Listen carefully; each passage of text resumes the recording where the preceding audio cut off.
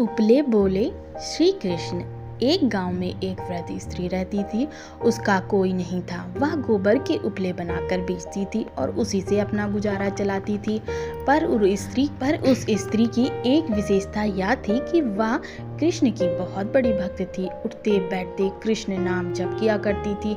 यहाँ तक कि वह उपले बनाते समय भी नाम जप करती थी। उस गांव के कुछ दुष्ट लोग उसकी भक्ति का मजाक बनाया करते थे और एक दिन तो उन दुष्टों ने एक रात उस वृद्ध स्त्री के सारे उपले चुरा लिए और आपस में कहने लगे कि अब देखें कृष्ण इनकी कैसी सहायता करते हैं। सुबह जब वह उठी तो देखती है कि सारे उपले किसी ने चुरा लिए। वह मन ही मन हंसने लगी और अपने कान्हा को कहने लगी, पहले माखन चुराता था और मटकी फोड़ गोपियों को सताता था, अब इस बुढ़िया के उपले छुपा मुझे सताता है। ठीक है, जैसी तेरी इच्छा। यह कह उसने अगले दिन के लिए उपले बनाना आरंभ कर दिए।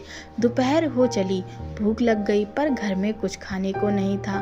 2 गुड़ की डली थी, अतः एक अपने मुंह में डाल पानी के कुछ घूंट लेकर वह लेटने चली गई। भगवान तो भक्त वत्सल होते हैं, अतः अपने भक्त को कष्ट होता देख वे विचलित हो जाते हैं। उनसे उस वृद्ध साधिका के कष्ट सहन नहीं हो पाए।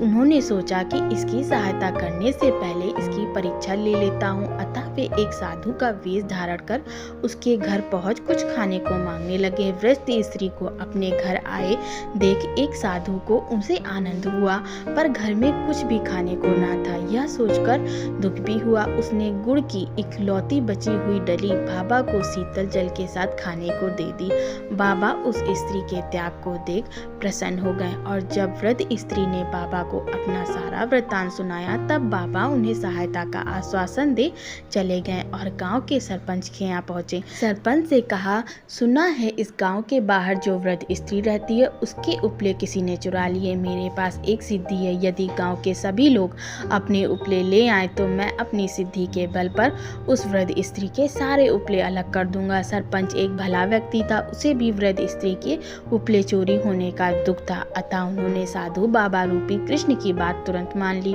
और गांव में ढिंढोरा पिटवा दिया कि सब अपने घर के उपले तुरंत गांव की चौपाल पर लाकर रख दें। जिन दुष्ट लोगों ने चोरी की थी उन्होंने भी वृद्ध स्त्री के उपले अपने उपलों में मिलाकर उस ढेर में एकत्रित कर दिए। उन्हें लगा कि सब उपले तो एक जैसे होते हैं, अतः साधु बाबा कैसे पहचान पाएंगे।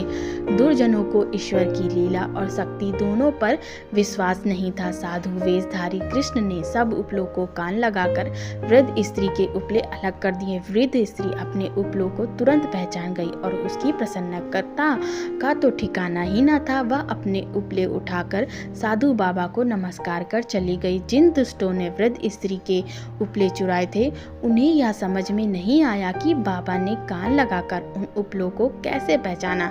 अतः जब बाबा गांव से कुछ देर निकल आए तब वे दुष्ट बाबा से इसका कारण जानने पहुंचे। बाबा ने सरलता से कहा, वृद्ध स्त्री सतत ईश्वर का नाम जप करती थी और उसके नाम में इतनी आदरता थी कि वह उपलों में भी चली गई और कान लगाकर वे यह सुन रहे थे कि उपलों से कृष्ण का नाम निकलता है और जिनसे कृष्ण का नाम निकल रहा था उन्होंने उन्हें अलग कर दिया। भक्तों, यह है नाम जप का परिणाम। अतः हमें भी व्यवहार के प्रत्येक कृत्य करते समय नाम जप करना चाहिए। इससे हम पर ईश्वर की कृपा होती है और संकट से प्रभु हमें बचाते हैं। जय श्री कृष्ण।